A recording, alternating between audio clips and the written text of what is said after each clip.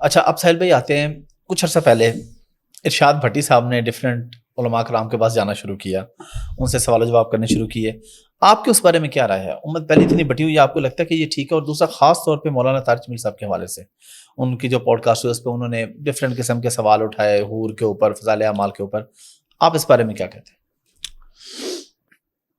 بھٹی صاحب سے جب اگر میری کبھی خود ملاقات ہوئی تو اس پہ تو ان کے اینگل سے تو میں پوچھ کے آپ کو کامنٹ کر سکوں گا, مگر یہ دو تین چیزیں میں, کیونکہ میرے لائیو سیشن میں یہ سوال بار بار آنا شروع ہو گئے تھے تو مجھے بھی پتہ چل گیا تھا کہ کوئی معاملہ ہو گیا. جی جی.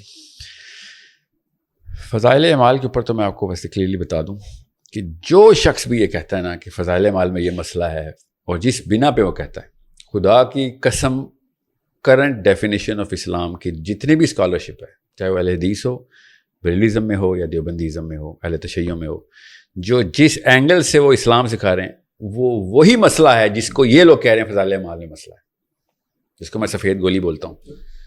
سمجھ لیں, جس عوام کے لیے فضائل اعمال کو, فضائل کو کے ٹاپک کو عوام کو کے سامنے ٹریننگ مینول کے طور پہ زکریا صاحب نے یہ کوشش کی تھی.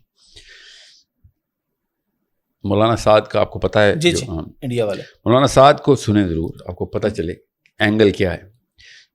ایسے نہیں کوئی کتاب پکڑ کے پوری کی پوری جماعت کے اوپر آپ فائرنگ شروع کر سکتے. جتنا توحید پہ اور سننا پہ پکڑ مولانا سعد نے مجھے سکھائی ہے, مجھے کسی عرب کے اسکالر نے بھی نہیں سکھائی.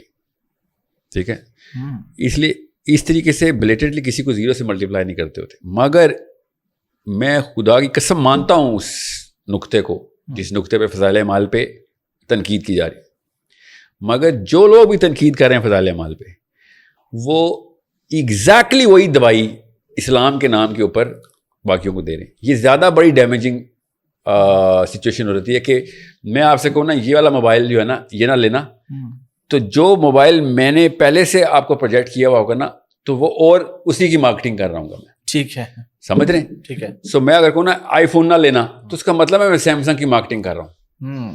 سو جو فضائل اعمال کے اوپر اعتراض کر رہے ہیں نا, وہ خود جس فلسفے کے اوپر ہیں وہ اتنی ہی سفید گولی ہے. ٹھیک ہے, سمجھ رہے ہیں؟ ٹھیک. وہ مسلمانوں کو خسیس کرنے کی بہت زبردست سازش پہلے سے کر رہے ہیں.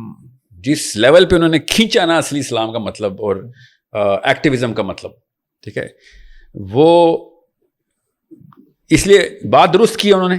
یہ مجھے پیرایا اس لیے باندھنا پڑا ہے کہ بات درست کی انہوں نے. فضائل اعمال میں جو باتیں لکھی ہوئی ہیں وہ کیا کرتی ہیں, وہ نفسیات میں انسان کو کس اینگل کے اوپر ڈیمیج کر دیتی ہیں. تو بالکل صحیح بات ہے, تنقید بجا ہے, مگر یہ تنقید تو مطلب جس طریقے سے آپ لوگوں نے اسلام پہنچایا ہے, مسلمانوں کے جو حالات ہیں اس وقت, کیسے سیٹسفائی ہو کے بیٹھا ہوا ہے مسلمان.